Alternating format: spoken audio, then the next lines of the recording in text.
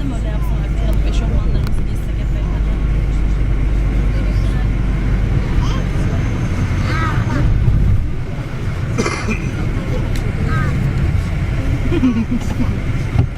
İşte bu. Elle alacaksın dondurmaları. Dondurma yiyeceksin vallahi. Alttan arkada yer kalmadı. Ön taraftan al. Ön taraftan.